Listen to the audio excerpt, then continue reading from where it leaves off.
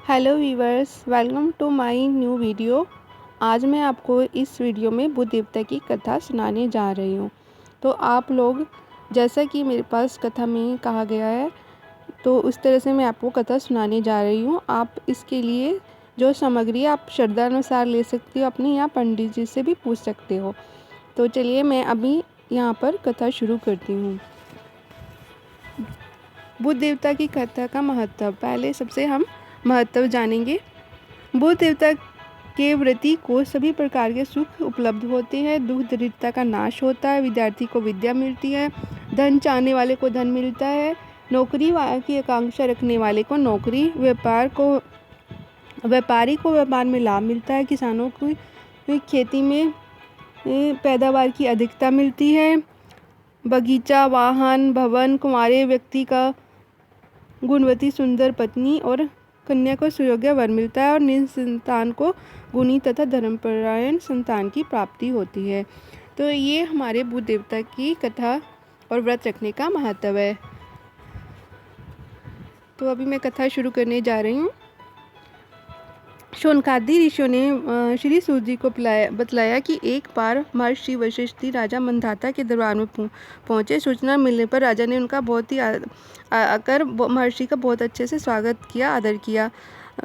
उसके पश्चात सभा में पूजोपरांत उन्होंने कहा कि गुरुजी, आप मुझे कोई ऐसा उपाय बताइए जिससे मेरी जो प्रजा है वो कष्टों से मुक्त हो जाए और सभी इस तरह के सुख सौभाग्य प्राप्त हो। वशिष्ठ जी ने राजा को की बात सुनकर कहा कि हे राजन, तुमने बड़ा ही उत्तम प्रश्न किया, क्योंकि कोई भी व्यक्ति परोपकार की बात को नहीं सोचता, केवल अपना ही लाभ देखता है। इसलिए तुम्हें ऐसा वर्णन कर रहा हूँ इस उपाय का, जिसके करने से सभी जो हैं सांसारिक सुखों को भोगकर अंत में विष्णु लोक को जाता है। वशिष्ठ जी ने राजा मंदाता से कहा कि हे राजन, बहुत पहले तुम्हारे पूर्वज निमि महाराज इस व्रत को किया करते थे। महाराज निमि के वंशज मिथिला देश में जनकपुर में राज्य किया करते थे। महाराज निमि अध्यात्म विद्या के प्रकांड विद्वान थे। उन्होंने अपनी विद्या के घर में आकर एक बार बुद्ध देवता की पूजा का उपहास किया, जिसके फलस्वरूप बुद्ध देव ने रुष्ट होकर उनके राज्य को नष्ट कर दिया और शत्रुओं ने राजा को चारों ओर से घेर लिया और निमि को मार डाला। और राजा की जो महारानी थी, उन्होंने सोचा कि अब हमारे शेष परिजन भी शत्रु द्वारा मार डाले जाएंगे। अच्छा यही होगा कि हम सब भी किसी गुप्त मार्ग से निकलकर महल से बाहर चले जाएं। रानी अपने पुत्र और पुत्री के साथ वन में चली गई। गुप्त मार्ग से निकलकर कई दिनों तक वे तीनों वन में भूख प्यास से तड़पते रहे कि भटकते हुए वो तीनों उज्जैनी नगरी जा पहुँचे। वहाँ बड़ी चेष्टा करने के बाद उन्हें एक ब्राह्मण के घर में धान कूटने और गेहूँ पीसने का काम मिल गया। रानी के बच्चों भूख से झटपटा रहे थे। रानी के बच्चों का दुख देखने गया, उसने 7 चुटकी गेहूँ काटा, बच्चे को खाने को दे दिया। बच्चे उसे कच्चा ही खाने लगे। शाम को जब उसे मजदूरी के रूप में बहुत सा आटा मिला, जिससे कि अपने शुभ की शांति कर सके, रानी को अपनी चोरी याद न रही, परंतु यमराज की बही में उसकी चोरी लिख ली गई। धीरे धीरे समय बीतता गया। रानी और राजकुमार की सेवाओं से ब्राह्मण देवता बहुत प्रसन्न थे। उन्होंने कई बार उनके भेद को जानना चाहा, पर हर बार रानी ने उस बात को टाल दिया। एक दिन ब्राह्मण देवता ने राजकुमार की हस्तरेखाओं को देखकर कहा कि यह तो बालक कोई राजकुमार है, यह किसी दिन बहुत बड़े साम्राज्य का स्वामी होगा।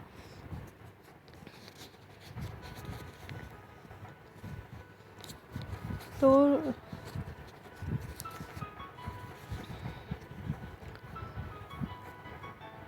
मुझे ऐसा विश्वास हो रहा है कि तुम लोगों को किसी देवता का प्रकोप हुआ, जिसके फलस्वरूप तुम्हें कष्ट भोगना पड़ रहा है। रानी के नेत्रों में आंसू छलक आए। उससे ब्राह्मण के पैर पकड़कर कष्ट के निवारण का उपाय पूछा। तो उन ब्राह्मण ने कहा कि तुम लोगों पर भूत देवता का प्रकोप है, तो अतः तुम लोग उनका व्रत करो और कथा सुनो, तो ऐसा करने से तुम्हारे सारे दुख निश्चय दूर हो जाएंगे। ब्राह्मण के पूजा व्रत की सारी विधि बतला दी। ब्राह्मण के कथनानुसार वे तीनों प्राणी बुद्ध देवता का आराधना करने लगे। उन्होंने व्रत और उसकी कथा सुनने के बाद बुद्ध देवता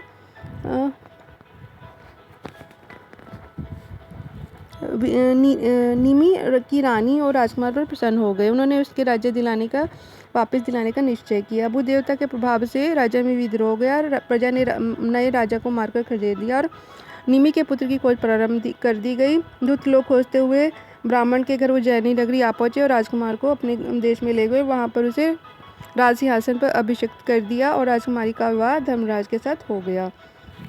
ये जो ब्राह्मण था उसे राजगुरु का पद दिया गया। राजकुमारी महाराज धर्मराज के महल में चली गई। महारानी के महल में स्तयबंद रहने वाले 7 गुप्त द्वार थे। धर्मराज ने उन्हें द्वारों को खोलने के लिए रानी को मना किया हुआ था। निषेध के कारण राजकुमारी की उत्सुकता और बढ़ गई। एक दिन जब धर्मराज कार्यवंश बाहर गए हुए थे, तब राजकुमारी ने चुपके से एक द्वार खोल डाला। वह द्वार राजमहल के नर की ओर गया था। राजमहल से राजकुमारी ने देखा कि वहाँ पर अनेक लोगों के साथ उनकी माताओं को भी तेल के गर्म कढ़ाई में उबाला जा रहा है। इस तरह दृश्य को उसकी व्यग्रता और अधिक बढ़ गई। उसने धीरे धीरे करके सभी दरवाजे खोलकर देखा और सभी जगहों पर अपनी माता को यातना सहते हुए पाया। तो धर्मराज के लौटने पर उसने अपनी माता की दुर्दशा की बात कही। उत्तर में धर्मराज ने बतलाया कि तुम्हारी माता ने ब्राह्मण के आटे से 7 चुटकी आटा चुराकर तुम लोगों को खिलाया था, उसी का फल उसे भुगतना पड़ रहा है। राजकुमारी द्वारा धर्मराज से प्रायश्चित का निदान पूछने पर उन्होंने कहा कि तुम सब लोग बुध देवता का व्रत करो तो तुम्हारी माँ का उद्धार हो जाएगा। धर्मराज के कथनानुसार राजकुमारी के परिवार वालों ने भक्तिपूर्वक बुध देवता का व्रत किया और इस प्रकार उन लोगों ने 27 बुधवार तक विधिवत व्रत किया और इसके पश्चात इसकी समाप्ति पर खीर और मालपुए का भोग बुध देवता को अर्पित करके 1000 ब्राह्मणों को भोजन कराया और उन्हें 5-5 गायों दक्षिणा स्वरूप स्वर्ण की मुद्राएं दी। नगर भर में धूमधाम के साथ बुध देवता का प्रसाद वितरित किया गया। व्रत के प्रभाव से बुध देवता के ने प्रकट होकर उन्हें वरदान दिया कि मिथिला राजा तुम्हारे वंश में बहुत दिनों तक क्षुण्ण बना रहेगा और उनकी माता नरक की यातना से छूटकर विमान द्वारा सरोहण करेगी। उसी समय मांगलिक ध्वनि के बीच स्वर्ग से विमान भूतल पर उतरा और देखते देखते राजा निमि की रानी को वन में बैठकर सत्यधाम को चली गई। उसी दिन से सभी लोग देश भर में बुध देवता का व्रत करने लगे। राजा मंधाता से वशिष्ठ ने कहा कि हे राजन, तुम भी अपनी संपूर्ण प्रजाओं से इस व्रत का पालन कराओ।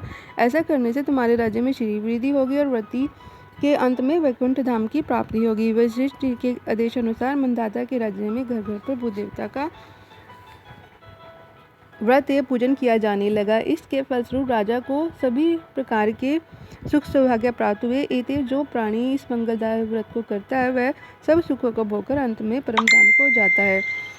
तो ये हमारी बुध देवता जी की कथा है। बुध देवता जी की कथा एक और भी है, वो मैं आपको नेक्स्ट वीडियो में बताऊंगी, सुनाऊंगी आपको। तो अभी ये कथा का प्रभाव आप देख ही चुके हैं। अगर हम श्रद्धापूर्वक श्रद्धा भाव से बुध देवता जी का व्रत रखते हैं, कथा पढ़ते हैं, तो हमें बुध ग्रह से होने वाले सभी जो दुष्परिणाम है वो सब सही ठीक हो जाते हैं और हमारा जो है व्यापार है या हमें नौकरी चाहिए या हमें कोई भी काम है उसमें जो है रुकावटें दूर हो जाती हैं।